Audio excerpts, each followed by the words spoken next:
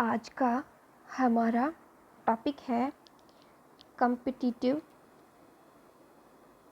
Exclusion principle.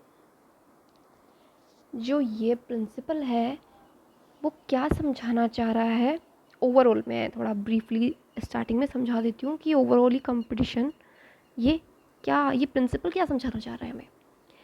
ये समझाना चाह रहा है कि दो स्ट्रॉन्ग कंपिटिटर स्पीशीज़, एक ही स्पीशीज़ है, सेम स्पीशीज़ है, ठीक है, वो एक साथ को एग्जिस्ट नहीं कर सकती।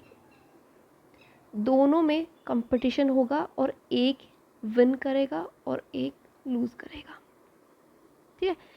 क्योंकि अगर रिसोर्स पार्टीशनिंग की बात करते हैं यहाँ पे, तो रिसोर्स पार्टीशनिंग में हमने क्या पढ़ा था कि दो वीक कंपटीटर स्पीशीज़ के बारे में पढ़ा था।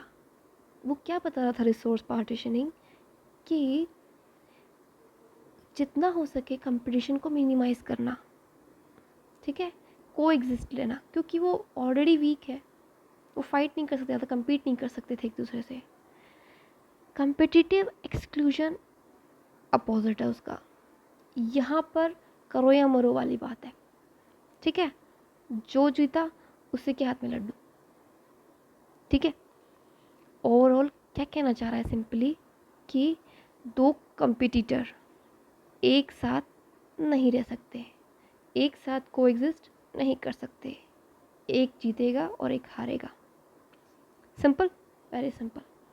ये जो लॉ है सबसे पहले किसने दिया था? गाउस ने, इसलिए इसको गाउस लॉ भी कहते हैं, ठीक है। कंपिटिटिव एक्सक्लूजन प्रिंसिपल की डेफिनेशन क्या है? Complete competitor can not exist. ये एक स्टेटमेंट ही है कि कंप्लीट कंपिटिटर, एक स्ट्रॉन्ग कंपिटिटर्स साथ में को एग्जिस्ट नहीं कर सकते। दो तलवार एक मियान में नहीं आ सकती, ठीक है। थोड़ा सा और इलेबरेट करते हैं डेफिनेशन को। Two species that live in same niche and compete for the same resource cannot coexist together। और ये एक्सप्लेन ढंग से कर दिया है कि दो स्पीशीज़ है, वो एक ही नीश में रह रही है, उन्हें एक ही जगह पर रहना है, उन्हें वही रिसोर्स चाहिए, एक ही जगह पर रहना है और वही रिसोर्स चाहिए। ऐसा तो इम्पॉसिबल है, एक ना एक टाइम वो ख़त्म होगा रिसोर्स, तब क्या होगा? कंपटीशन होगा, फाइट होगी, उनमें से एक ही जीतेगा, सिंपल बात है, ठीक है। तो गाउस ने क्या किया, एक एक्सपेरिमेंट किया, किस पे? पैरामीशियम की दो स्पीशीज़ ली, paramecium aurelia and paramecium caudatum. इन्होंने पहला एक्सपेरिमेंट क्या किया, एक्सपेरिमेंट 1, पहले क्या किया, growing both species in separate culture medium.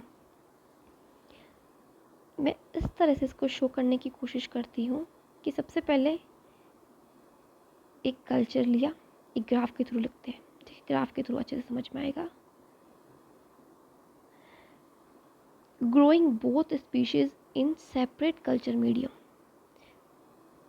Paramecium Aurelia का अलग लिया एंड पैरामीशियम काउडेटम का अलग लिया। जो स्ट्रॉन्ग होगी, जो ज़्यादा फिट होगी वही जीतेगी, सीधी सी बात। पैरामीशियम ओरेलिया को ग्रो किया तो इसका ग्राफ कुछ इस तरह से आया, पैरामीशियम ओरेलिया। इसी तरह दूसरे कल्चर मीडियम में हमने पैरामीशियम काउडेटम को भी ग्रो किया, इसका भी परफेक्ट ग्राफ है। आज अकेले अकेले परफेक्ट ग्रोथ शो कर रहे हैं ये एक दूसरे से।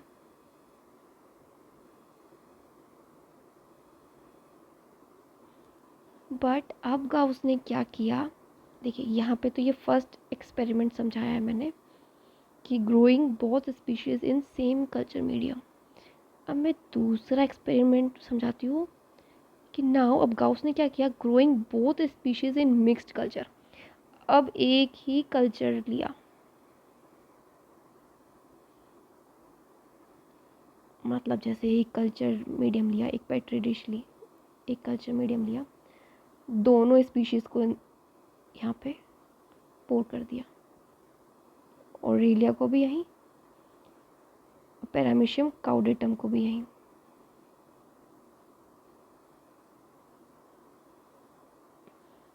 कुछ टाइम बाद इन्होंने क्या देखा, पैरामीशियम ओरेलिया का ग्राफ कुछ ऐसा आया, मतलब इसकी पॉपुलेशन तो बढ़िया थी, वैसी की वैसी जैसी पहले थी, देखिए, बट पैरामीशियम काउडेटम के हाल कुछ ऐसे रह गए।